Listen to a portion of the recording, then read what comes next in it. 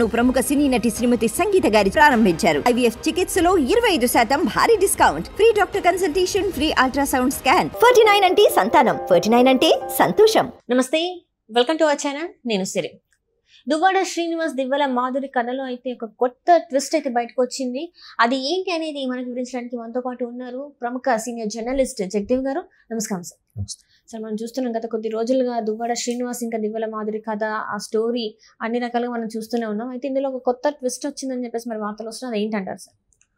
కొత్త ట్విస్ట్ ఏంటంటే, మొన్నే ఒక బాంబు పేల్చారు వాణి గారు, దువ్వాడ వాణి గారు. ఏంటని, నాకు నా భర్తతో ఉంటే చాలు, నాకు ఇవేం అక్కర్లేదు అన్నట్టుగా అన్నారు. ఇదేంటిది, ఎంత రోడ్డు మీదకి ఎక్కి ఎంత రాద్ధాంతం చేసి తల్లి కూతుళ్ళు కూడా నడి రోడ్డు మీద బైఠాయించే ఆయన అసభ్య పదజాలంతో నోటుకొచ్చినట్టు తిట్టడము, దాన్ని పోలీసుల మధ్యలో అడ్డుకోవడము, ఇవన్నీ జరిగాయి.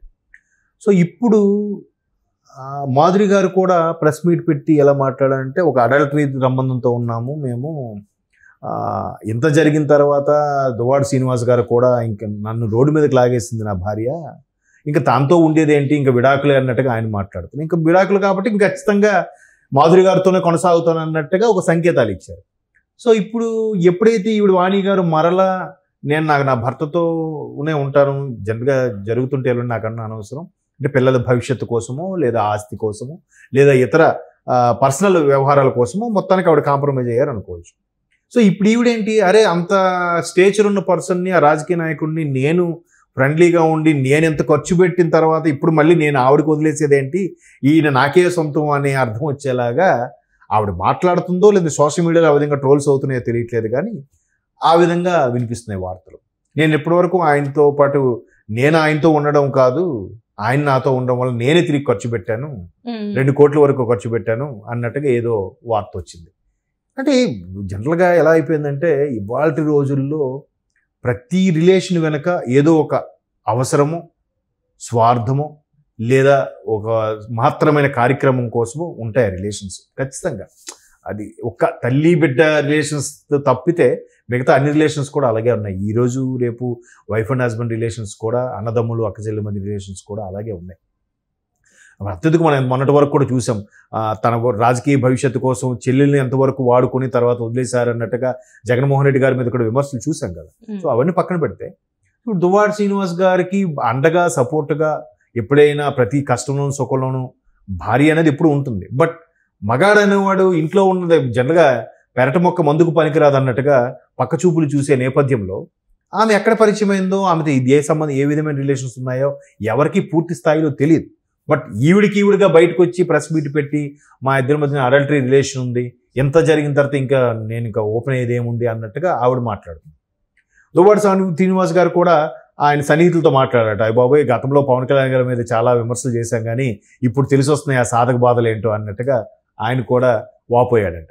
సో ఏదైనా తందాకు వస్తే కానీ ఆవిడకి వ్యవహారం అర్థం కాదు. పైగా ఆయన ఇట్లా ఉంటుండగా ఇంకో ఏం మెయింటైన్ చేయలే. ఒక భార్య విడాకులు అయిపోయిన తర్వాత ఇంకో భార్యని చేసుకున్నాడు.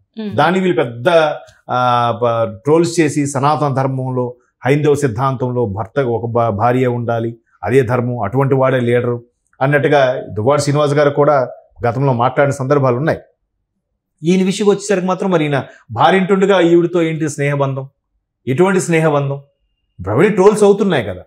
సో ఇప్పుడు ఏమంటుంది ఆవిడ, ఆవిడతో గొడవలై వచ్చేసారు, ఇప్పుడు ఈయన నేను కలిసి ఉండాలనుకుంటున్నాం, ఇంకా ఎంత జరిగిన తర్వాత ఇంకేముందిలే అనుకుంటున్నాం. అనుకున్న టైంలో మాధురి గారు అనుకుంటుంటే మరలా వాణి గారు వచ్చి కుటుంబ భవిష్యత్తు కోసమో, పిల్లల భవిష్యత్తు కోసమో లేదా ఆస్తుల కోసమో తెలియదు కానీ, నేను భర్తతో కలిసి ఉంటే చాలు, నాకు ఇవే వద్దు, రేపొద్దున పెళ్ళిడికి వచ్చిన పెళ్ళి ఉంది, సో తనకు పెళ్లి చేయాలన్నా భర్త తండ్రి ఎవరు ఏంటి లావాదేవీలు, కుటుంబ వ్యవహారాలు ఇవన్నీ ఇన్వాల్వ్ అయి ఉంటాయి అందులో, అందుకు మేబీ కాంప్రమైజ్ అయిందని అంటున్నారు. కొంతమంది లేదు ఆస్తి పోతుంది, రేపొద్దున విడాకులు ఇస్తే భరణంగా ఎంతో కొంత ఇస్తారు, పైగా అయినా గవర్నమెంట్ ఉద్యోగి ఏం కాదు కదా, ప్రైవేట్గా బిజినెస్ చేసుకునే వాళ్ళకి నాకు ఆ బిజినెస్ లేదు, రేపు గవర్నమెంట్ ఎంప్లాయ్ అనుకోండి ఖచ్చితంగా ఎంత వస్తుందంటే అందులో సగమో 1/3 వంతో ఏదో భరణంగా ఇవ్వాల్సి ఉంటుంది. అలా కాకుండా ప్రైవేట్ ఉద్యోగి దానికి పక్కాగా ప్రూఫ్స్ ఏముంటాయి, ఐటీ రిటర్న్స్ ఏమి ప్రూవ్ చేసినా కూడా కొంత చూపిస్తారు, కొంత చూపించరు, కొంత బినామీ పేరు మీద ఉంటాయి, కొంత లాభం వచ్చినా లాస్ వచ్చిందని చూపిస్తారు, అప్పుడు ఆమెకు భరణం కింద ఎంత ఇస్తారు. ఇంతవరకు ఇంత హుందాగా బతికిన వ్యక్తి, ఒక ఎమ్మెల్సీ భారీగా, ఒక దువ్వాడ శ్రీనివాస్ భారీగా ఉన్న సొసైటీలో వాల్యూ ఉన్న ఆవిడ ఒక్కసారిగా డౌన్ స్టేచర్కి వచ్చేయాలిగా. దానివల్ల పిల్లల చదువులు కూడా ఏమవుతాయి. సో ఇన్నింటి పరిమాణాల మీద ఇన్నిట్లో ఆలోచించి మేబీ ఆవిడ కాంప్రమైజ్ అయ్యి ఉండొచ్చు. ఇకవైపు వెర్షన్ ఎలాగుంది, ఎంత జరిగి మీరు రోడ్డుకి ఎక్కాక ఇంకా ఆవిడతో కలిసి ఉండేది అంటే నేను మాధురి గారు మేబీ మాధురి గారితో ఉండొచ్చు, లేకపోతే ఆయన పర్సనల్గా ఇండివిజువల్గానే ఉండొచ్చు అన్నట్టుగా ఉంది. ఆవిడేమంటుంది, అరే నేను ఈయన కోసం నేను 2 కోట్ల వరకు ఖర్చు పెట్టాను, ఆయన నాకు హెల్ప్ చేసింది కాదు అంటే ఎందుకు మేబీ ఆవిడ ఉద్దేశంలో అనుంటారంటే నేను అనుకోవడం, ఇప్పుడు ఆవిడకి సంబంధించిన పెట్రోల్ బంక్ గురించి కానీ లేదా ఇంకేమైనా ఆ భూములు ఏదో భూ కబ్జాకు సంబంధించి కానీ గతంలో ఈయన కొంతమంది అధికారులతో మాట్లాడిన యూట్యూబ్లో కొన్ని వాయిస్లు బయటకు వచ్చాయి. సో ఆ వాయిస్ను బేస్ చేసుకొని దువ్వాడ శ్రీనివాస్ గారే ఆమెకి అండగా నిలబడ్డారన్నట్టుగా చాలా వార్తలు ఉన్నాయి.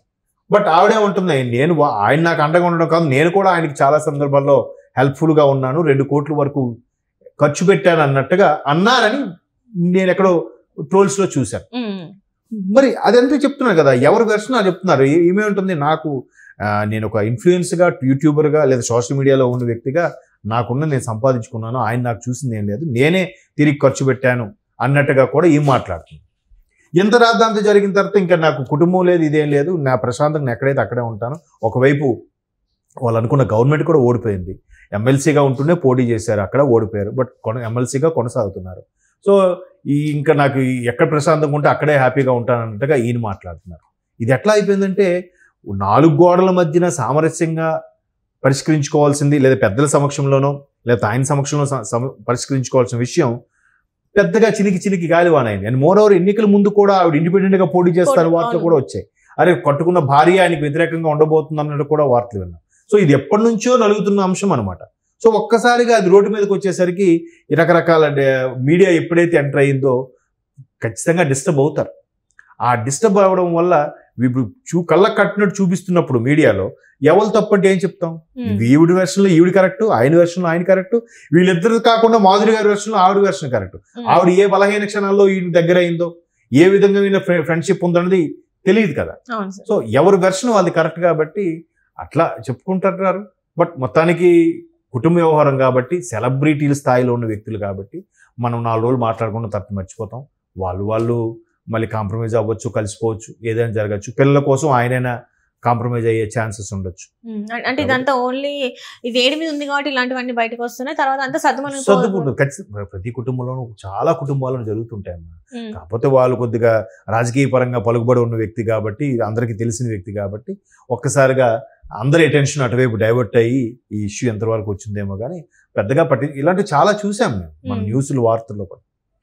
కాబట్టి ఎటు ఇదవుతుంది అన్నది let us wait and see. అంటే ఇప్పుడు ఈ మాధురి గారు ఏం డిసిషన్ తీసుకుంటారు అనే దాని మీద డిపెండ్ అయిందని అనుకోవచ్చా, లేకపోతే దువ్వాడ శ్రీనివాస్ గారు తీసుకునే డెసిషన్ మీద డిపెండ్ అయింది అనుకోవచ్చా? దువ్వాడ శ్రీనివాస్ గారి డెసిషనే అల్టిమేట్ అనుకుంటున్నాను నేను. ఎందుకంటే ఇంత జరిగిన తర్వాత నేను కలిసి ఉన్నదో కావాలంటే మీకు ఆల్రెడీ ఆవిడ పేరు మీద ఒక ఫ్యాక్టరీ లేదా కొన్ని ఆస్తులు ఆవిడకి ఇచ్చేసి ఆవిడతో వదిలించుకోవడానికి కూడా ఆయన ఇంట్రెస్ట్ చూపిస్తున్నాడు అన్న వార్తలు కూడా ఉన్నాయి. మరి ఎంతవరకు వాస్తవం అనేది తెలియదు. బట్ అలాంటప్పుడు ఆయన నచ్చిన జీవితం ఆయన గడుపుతాడు కదా. ఇంకా అంటే ఒంట్లో వయసు చేతిలో డబ్బు ఉన్నప్పుడు ఎవరికి భయపడరు, ఎవరికి తల వంచరమ్మా. కొంత స్టేజ్ వచ్చాక, ముసలి వృద్ధాప్యం వచ్చాక అప్పుడు అన్ని ఆలోచనలు, అన్ని ఆచితూచి అడుగు వేయడాలు, ఒకరి మీద డిపెండెన్స్ ఏర్పడిన తర్వాత ఆలోచన విధానం మారుతుంది. చూద్దాం. Thank you so much.